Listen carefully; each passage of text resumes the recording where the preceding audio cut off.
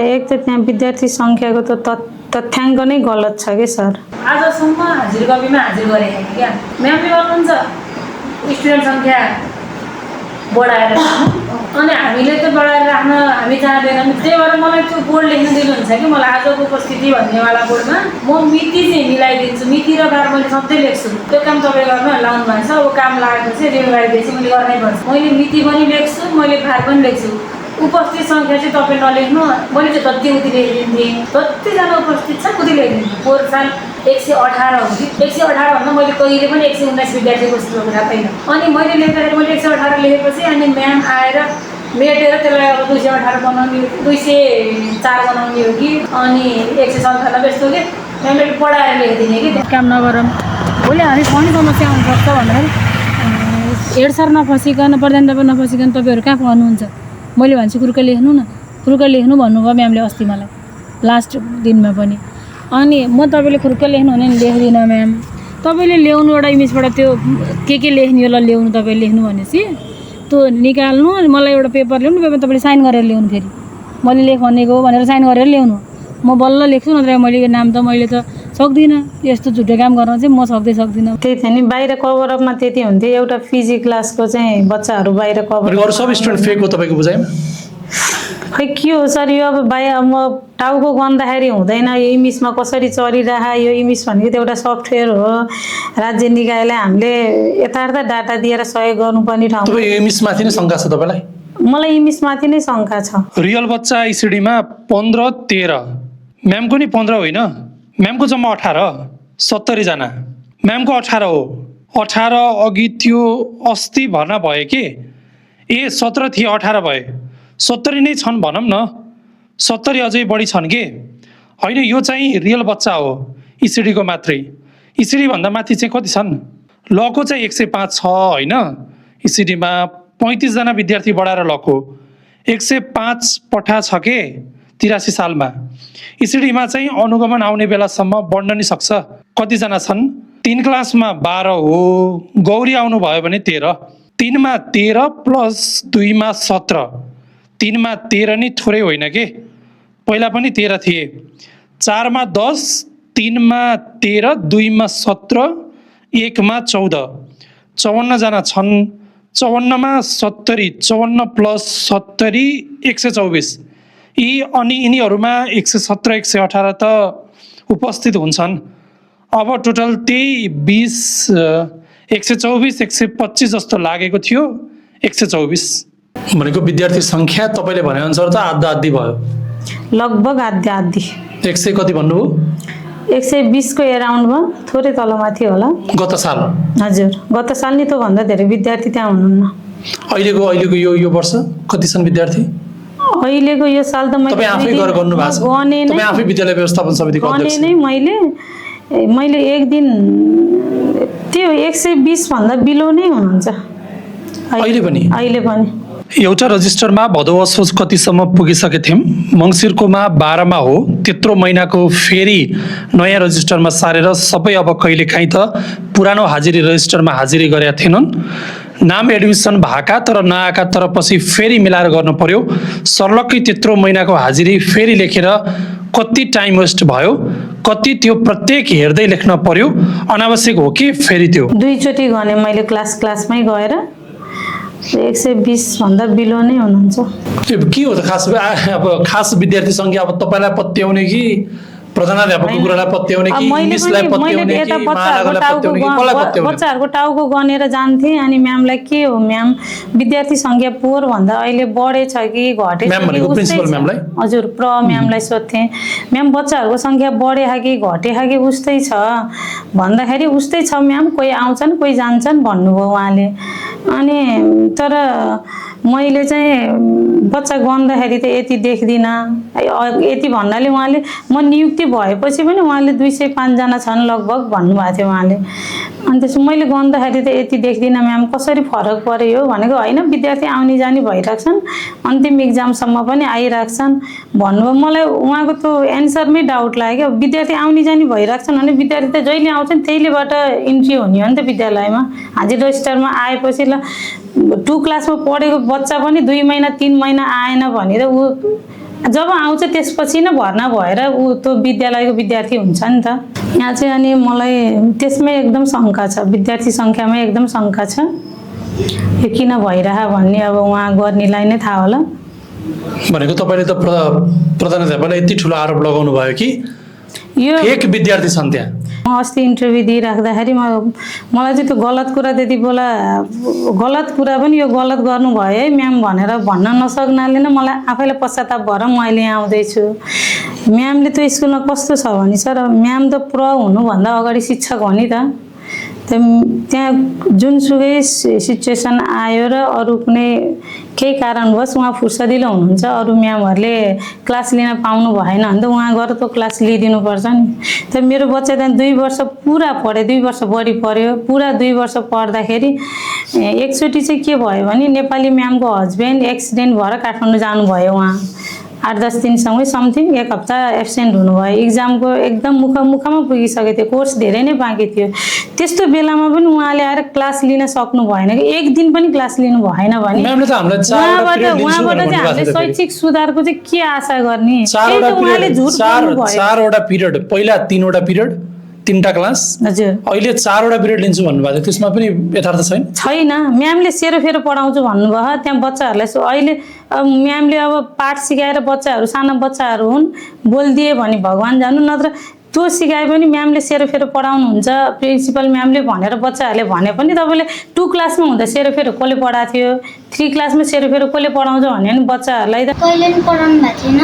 हिजो अस्ति चाहिँ 1 दिन आउनु भएको थियो, पढाउनु गयो। त्यसपछि अनि प्रिन्सिपल म्यामलाई काम थियो अनि जानुभयो अफिसतिर भनेर, अनि फेरि 2टा म्यामलाई बोलाइदिनु भएको थियो। 2टा म्यामले चाहिँ अनि हामीलाई पढाउनु भनेको म्यामले त्यहाँ पढाउने गर्नुहुन्न। पढाउनु जुन हामीलाई भन्नुभयो त्यो झुट बोल्नुभयो भन्ने हो तपाईँको दाबी। एकदमै सरासर झुट छ त्यहाँ। निजीहरूलाई राजीनामा लेटर निकालेर राजीनामा लेटर निकालिदिउँ भन्नुहुन्छ। अब थाई टिचरहरूलाई तपाईँलाई यहाँ इच्छा कामना पुऱ्याइदिउँ कि काउले पुऱ्याइदिउँला, मैले मेरो मान्छे छन् जताततै भन्ने जस्तो धम्की दिनुहुन्छ। हामी त जे भन्नुहुन्छ त्यही गर्ने हो भन्नुहुन्छ म्यामहरूले।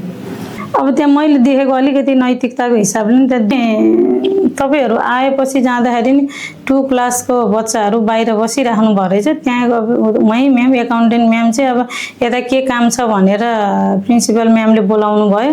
उहाँ अब यता माताहतमा रहेर गर्नु पऱ्यो भने चाहिँ गर्नै पऱ्यो। उहाँ आफ्नो काम गर्नु थाल्नुभयो, यता बच्चा खेलिरहेको थिए। त्यो पिरियडमा चाहिँ उहाँले आएर कसो गरेर अहिले चाहिँ त्यो टिचिङ प्र्याक्टिसको अर्को टिचरहरू हुनुहुन्छ उहाँलाई पठाउनु भयो। तर उहाँले आफैले क्लास लिन चाहिँ सक्नु भएन। त्यो विद्यार्थी सङ्ख्या जुन विद्यार्थी सङ्ख्या बढाएर लेखिन्छ नि, बढाएर लेखिनेमा चाहिँ त्यो कसरी इक्जाममा म्यानेज हुँदो रहेछ। इक्जाम पनि दिँदो रहेछ कि इङ्ग्लिसमा जति चढे नि विद्यार्थी सङ्ख्या 6 एउटा, इङ्ग्लिसमा चढे अर्को, त्यो कसरी म्यानेज हुँदो रहेछ भन्दा जस्तो कुनै क्लासमा 13 जना छन्, यता इङ्ग्लिसमा 23 जना चढे अनि 10 जनाको त अब एक्स्ट्रा कपी त देखाउनु पर्यो नि त। इक्जाम दिएको भोलि महानगरबाट आउँदा चेक होला। त्यो 10 जनाको चाहिँ त्यही क्लासमा भएको 13 जना बच्चाहरूमध्ये 10 जना बच्चा छानेर इक्जाम लिँदो रहेछ। बच्चाहरूले 2 चोटि इक्जाम दिँदो रहेछन् कि म्यामले चाहिँ जे आउँछ त्यही गर अनि नआएको छोडिदेऊ, मार्क्स जोडिन्न भन्नुभएको थियो एलसीको। अनि त्यसरी बल्ल हाम्रो दिनुभएको। कति क्लासको हुनुहुन्थ्यो नि त्यहाँ? त्यसमा 2, 3, 1 अनि सबैलाई दिनुभएको? सबैले लेख्नु भएको? आज पहिला म पढेर गएको 2 क्लासको नभइकन 3 क्लासको एलसीको पेपर दिनुभयो। अनि मैले जानेको लेखेँ, नजानेको सोची लेखेँ। अनि पछि म्यामले त नजाने छोडिदिनु, मार्क्स जोडिन्न भन्नुभयो अरे। अनि अब बच्चालाई त इक्जाम दिएपछि त पिर पनि भयो। अनि घरमा आएर मैले आज 3 क्लासको एलसीको इक्जाम दिनुभएको, लेखेँ मार्क्स जोडिन्न अरे भनेर रोइन्। अनि म भोलिपल्ट स्कुलमा गएर प्रिन्सिपल म्यामसँग कुरा गर्दा बच्चाले कतिको जाने भने हामीले क्रस चेक गरेको म्याम, त्यस्तो केही होइन भनेर कुरा गर्नुभयो। अनि जुन म्याम क्लासमा हुनुहुन्थ्यो उहाँ म्यामलाई बोलाएर नि सोधेको, होइन आफै लेख्छु भनेर माग्नु भएको हो भन्नुभयो है। अब त्यो आफै लेख्छु भनेर मागेको भए त बच्चा घरमा आएर रुन्थेन होला। अनि मैले त्यो कुरा गर्दाखेरि प्रिन्सिपल म्यामले होइन म्याम, हामीले पढाएको कतिको जानेछन् भनेर हामीले क्रस चेक गर्नलाई हो, अब त हामीले क्रस चेक गर्न नि त पर्यो नि त भनेर कुरा गर्नुभयो। अनि मैले ठिकै छ भनेर फर्केको, तर पेपर चाहिँ देखाउनु भएन। मेरै नानीले पनि दुईचोटि भनिहान् कि मैले आज एउटा सेरो फेरेको, मैले सेरो फेरेको दुईचोटि इक्जाम दिन पऱ्यो नि मोमो आज भनेर भनिन्। अनि अर्को कुन सब्जेक्टको दिन आज पनि दुईटा दिनु पर्यो भनेर भनिन्। म त दङ्ग परे, यस्तो त नहुनुपर्ने कसरी भयो, बच्चाले के बोल्यो होला भन्ने भयो। त्यति बेला मलाई त्यति ऊ भएन।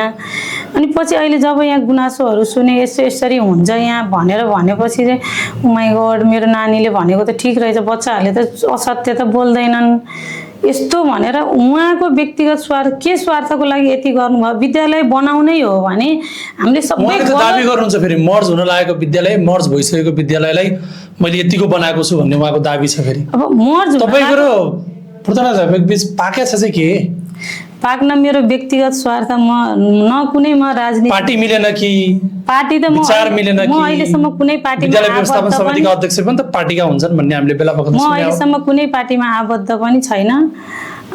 होइन भने किन यति तपाईले जुन तरिकाले प्रधानाध्यापकलाई आरोप लगाइरहनु भएको छ, प्रधानाध्यापकले जुन भनिरहनु भएको छ त्यो त कुनै हालतमा मिला छैन नि त। व्यक्तिगत स्वार्थ केही पनि छैन। उहाँ महिला भएर यसरी राम्रोसँग विद्यालय ध्यान दिइराख्नु, मर्ज हुनबाट जोगाउनु भयो, त्यसको लागि त म सेल्युट गर्छु उहाँलाई। जोगाउनु भयो, मैले नि सबै सुनिरहेको उहाँले मर्ज गर्नबाट जोगाउनु भयो भन्ने। त जोगाएँ भन्दैमा यो सबै गलत कार्य गरेर विद्यालय जोगाउनु चाहिँ ठिक हो त? तपाईँले त्यहाँ अनियमितता पनि पाउनु भएको छ, जस्तै तपाईँ अब अध्यक्ष भइसकेपछि हेर्नु भएको होला हिसाब किताब, त्यहाँको आम्दानी खर्चदेखि लिएर सबै कुराहरू के छ त्यहाँ ठिकठाक छ हिसाब? अहिले म अध्यक्ष भइसकेपछि त यो हेर्ने अवसरै जुटिआएन मलाई। यो ठ्याक्कै यो हुँदा बित्तिकै यो लफडा पर्यो। अब यति कुरा नि मैले राख्थेँ कि राख्दिनँ, म माथि तैँले हिजै पनि मिटिङ राखेर तैँले मिडिया बोलाइकियोस्, तैँले यो बिल तपाईँलाई मिडिया बोलाएको सुद्धा आरोप लाग्यो? मलाई मिडिया बोलाएको सुद्धा आरोप लाग्यो। अनुगमन त म समितिमा भइसकेपछि त मैले त्यहाँको समस्या राख्न अनुगमन म गएको थिएँ। गएको कुरा मैले गएको भन्छु, म स्वीकार्छु। तपाईँले अनुगमन गरिदिनु पर्यो भनेर महानगर जानुभएको थियो? होइन, अनुगमन गरिदिनु पर्यो त भनिनँ, मैले समस्या राख्न गएँ, यस्तो यस्तो छ भनेर मैले समस्या राख्न चाहिँ गएको थिएँ। अनुगमन गरिदिनु मिडिया स्कुलमा लगेको आरोप चाहिँ तपाईँलाई लाग्यो? मलाई लाग्यो हिजो। अनि मलाई थर्काउनु बोलाउनु भएको तपाईँले हामीलाई? होइन, मैले त तपाईँलाई कसरी बोलाउने, म त त्यहाँ देख्दा म्यामको फोन आउँदा सक भएको थिएँ। अनि मलाई यसै त मलाई नभएको आरोप आयो, मैले सत्य तथ्य चाहिँ बाहिर लिएरै आउँछु। नभएको कुरा कति पनि मैले बोलेको कुराहरू छ, भोलि सम्बन्धित निकायले छानबिन गर्दा सत्य तथ्य पत्ता लाउला। मैले बोलेको कुराहरू, मेरो एउटा 7 वर्षको बच्चा छ, म छोरीको कसम खाएर भन्छु कुनै पनि असत्य कुराहरू मैले बोलेको छैन। उहाँलाई व्यक्तिगत स्वार्थले मैले फसाउनु कुनै मेरो नियत छैन।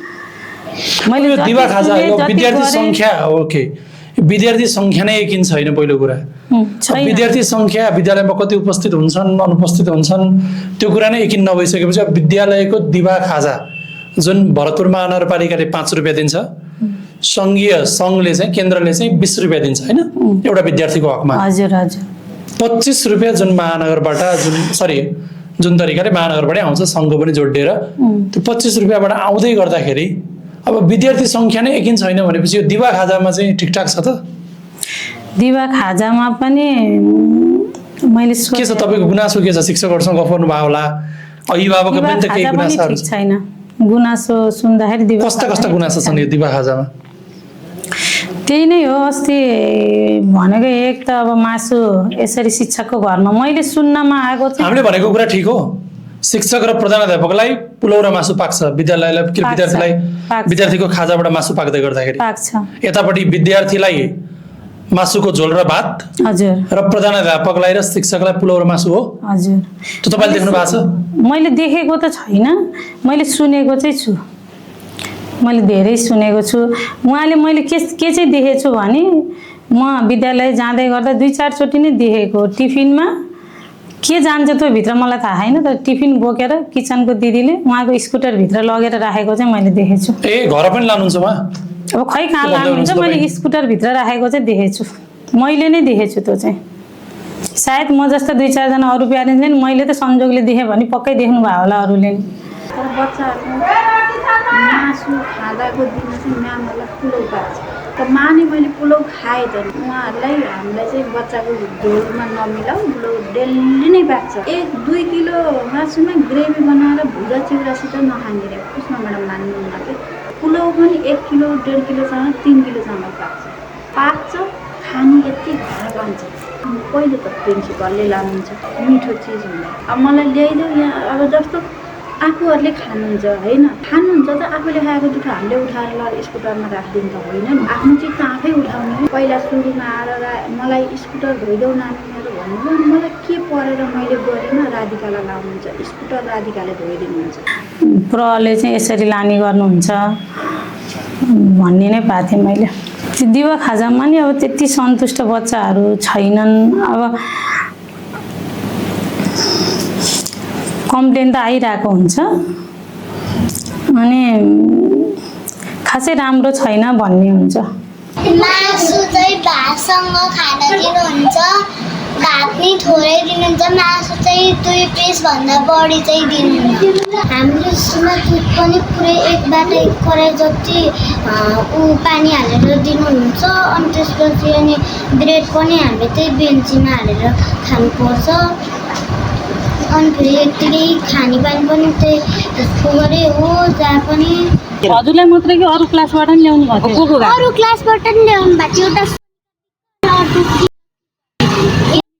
कति क्लासको नि 1 क्लासको ए अनि 2 कक्षाको 2 क्लासमा हुँदा मिटिङ राखौँ भनेर मैले प्रिन्सिपल म्यामसँग कतिचोटि रिक्वेस्ट गर्दा ल म्याम भन्नुहुन्थ्यो 2 क्लासको 1 वर्षको अवधिमा एकचोटि नै मिटिङ राखिएन मिटिङ राख्ने बित्तिकै त प्यारेन्ट्सको गुनासो आउँछ नि गुनासो सुन्न पर्छ त्यहाँ अब सुधार्नुपर्ने कुरा हुन्छन् के हुन्छन् अनि त्यसपछि मिटिङै नराखिकन सकियो त्यो 2 क्लासमा सक्यो आफ्नो बच्चाको के छ कसो छ भनेर हामीले प्यारेन्ट्सले सोद्धा दिनदिनै सोध्नु भएको छ भइहाल्छ नि थाहा भइहाल्छ नि भनेर एन्सर दिनुहुन्थ्यो अब त्यस्तो गरेर त बच्चालाई त्यही राखेर बच्चाको भविष्य बिगारेर भएन त्यही भएर मैले मेरो बच्चा निकालेको हो